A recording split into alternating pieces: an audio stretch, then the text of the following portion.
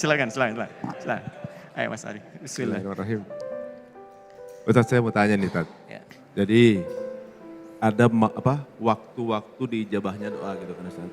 Pada saat sholat itu kalau nggak salah, pada saat sujud,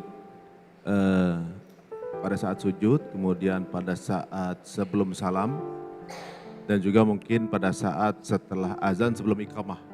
Sebelum salam itu kan ada doa, jauhkan keluarga saya dari fitnah Dajjal. Nah masalahnya kan doa itu dalam versi bahasa Arabnya belum hafal Ustaz. Yeah. Kalau saya pakai bahasa Indonesia kan nggak mungkin. Kalau dalam hati itu termasuk boleh juga nggak Ustaz? Baik. Pertama, Mirza dimanapun Anda berada, khususnya ada 4 posisi dalam sholat. Yang ini langsung diisyaratkan dalam Al-Quran dan hadis.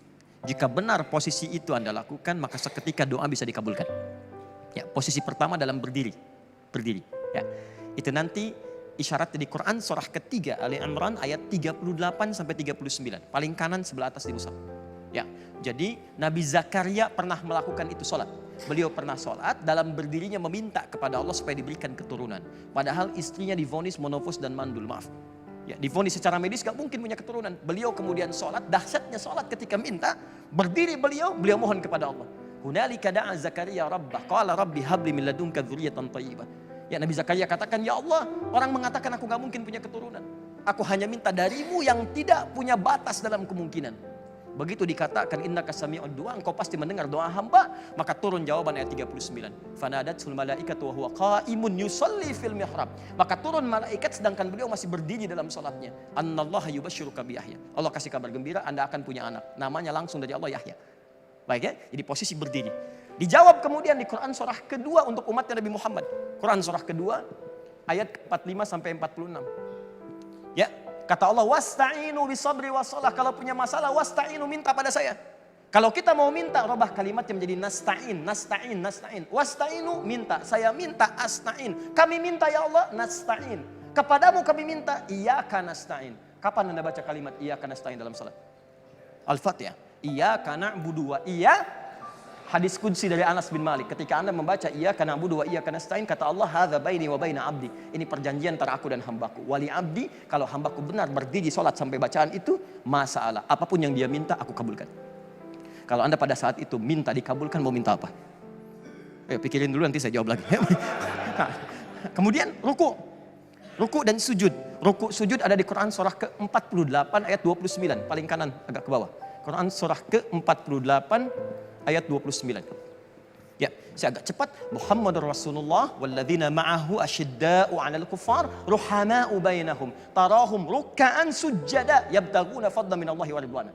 Umat Nabi Muhammad itu orangnya baik, tegas pada penyimpangan. Anda lihat mereka rajin sholat. Jadi kalau umat Nabi Muhammad kelihatan rajin sholat. Kalau ada muslim, siapa nabinya? Muhammad. Nabinya siapa? Muhammad. Sholat yuk. Sholat kan nomor 2. Nomor 1, saya beli mie dulu.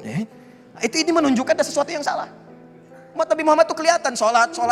Begitu sholat, ruku sujud dia minta. Kata Allah, orang saat ruku dan sujud minta, saya kabulkan. Hadis riwayat Ibnu Abbas radhiyallahu ta'ala anhuma. Inna ma aqrabal abdu min rabbihi wa huwa sajid. Keadaan terdekat para hamba dengan Allah itu saat sujud.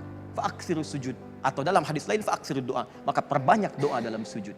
Terakhir, sesaat sebelum salam itu dalam hadis Nabi SAW, silahkan bacakan doanya. Kalau tahu doa dari Nabi, Allahumma ja'al fi lisani nura, wa fi aini nura, wa fi basari nura, wa fi qalbi nura. Ya Allah, jadikan wajahku bercahaya, pandanganku ada cahaya, hatiku bercahaya, dan semua terbimbing pada kebaikan. Maka tanamkan cahaya dalam jiwaku yang tidak menjauh darimu.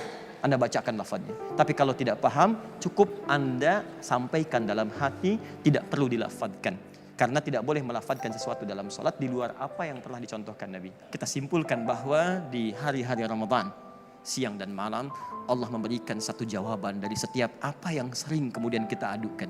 Ramadan adalah bulan untuk berdoa. Ramadan adalah bulan saat doa itu banyak diijabah, dijanjikan dijawab oleh Allah Subhanahu wa ta'ala. Maka perbanyaklah sujud kepada Allah, perbanyak permintaan Anda, bangun malam-malam harinya dan mohonkan dengan khusyuk, dan mudah-mudahan mungkin saat inilah waktu terbaik untuk mengabulkan apa yang pernah Anda mintakan di masa-masa yang lalu.